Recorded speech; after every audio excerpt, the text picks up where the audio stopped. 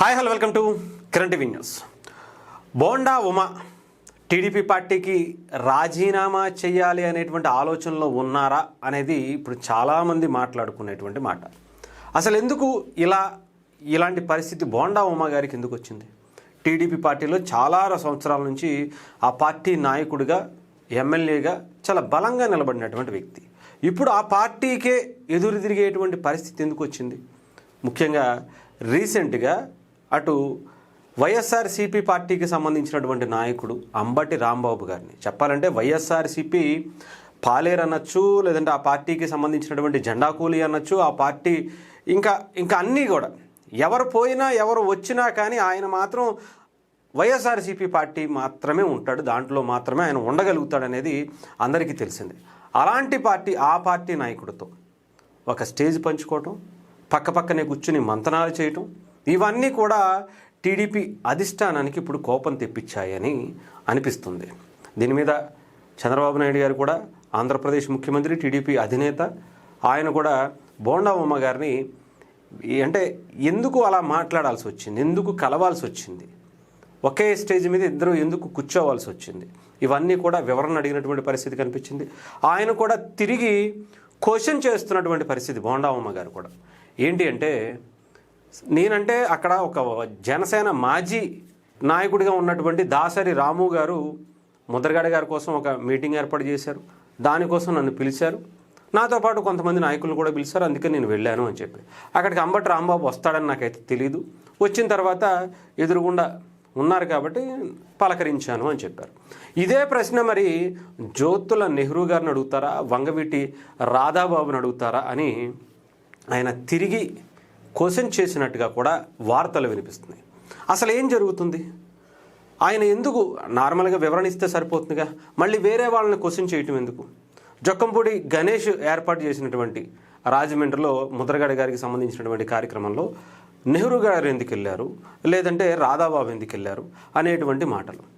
అంటే ముద్రగడ పద్మనాభం గారు అనేటువంటి వ్యక్తి మొన్నటి వరకు, అంటే వైఎస్ఆర్సీపీలో జాయిన్ అవనంత వరకు కూడా ఆయన ఒక కాపు ఉద్యమ నాయకుడిగా ఉన్నారు, అన్ని పార్టీల్లో పనిచేసినటువంటి ఒక నాయకుడిగా ఉన్నారు.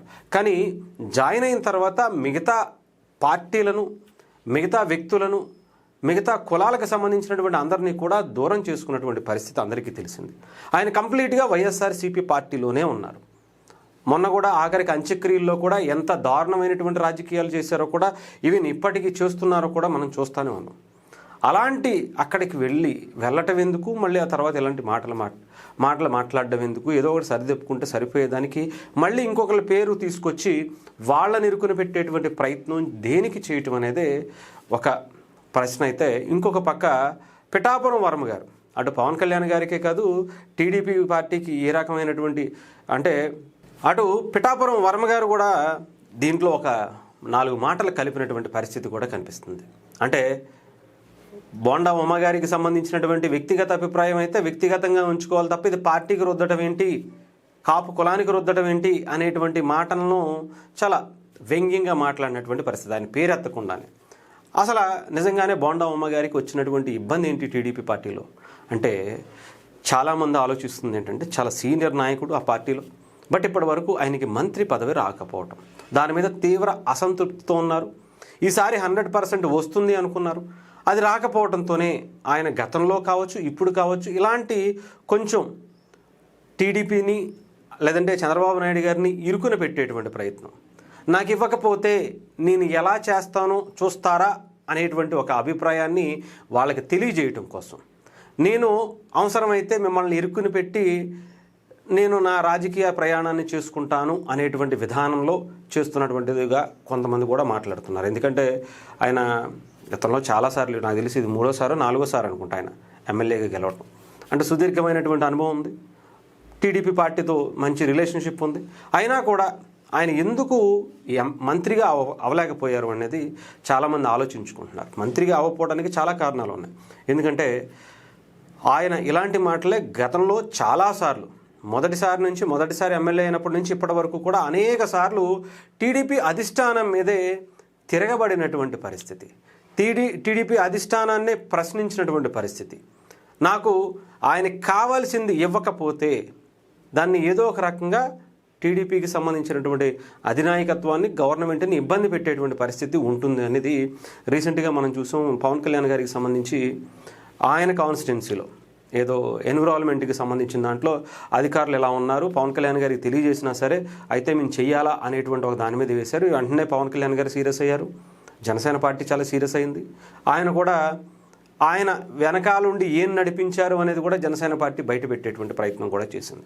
సో ఆయన మంత్రి పదవి అనేటువంటి దాని మీద ఇప్పుడు జరుగుతున్నటువంటి ఈ ఇష్యూస్ అన్నీ కూడా దానికి రిలేటెడ్గా జరుగుతున్నాయి అనేది అందరూ కూడా ఆలోచించుకుంటున్నారు.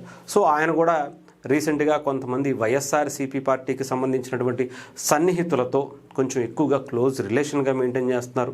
అందుకనే టీడీపీని విమర్శిస్తున్నారు, టీడీపీ అధిష్టానాన్ని విమర్శిస్తున్నారు, వాళ్ళ మీదే ప్రశ్న అస్త్రాలు ఎక్కువ పెడుతున్నారు అనేటువంటిది అయితే వినిపిస్తున్నటువంటి మాట.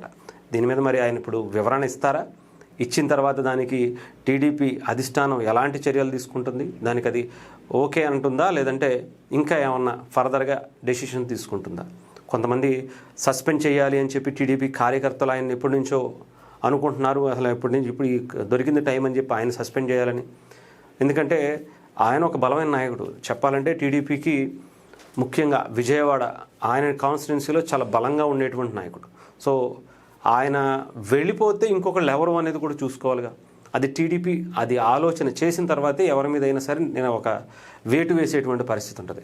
అంతేగాని ముందే తీసేయటం అనేది అంత ఈజీ కాదు. టీడీపీ అలాంటి నిర్ణయాలు అయితే నాకు తెలిసి తీసుకోదు. మరి బోండా ఉమ్మగారు చెప్పేటువంటి ఆ వివరణ వాళ్ళకి సంతృప్తిని ఇస్తుందా లేదా అనేది మనకి ఈరోజు రేపట్లో అయితే తెలిసే అవకాశాలు అయితే ఉన్నాయి.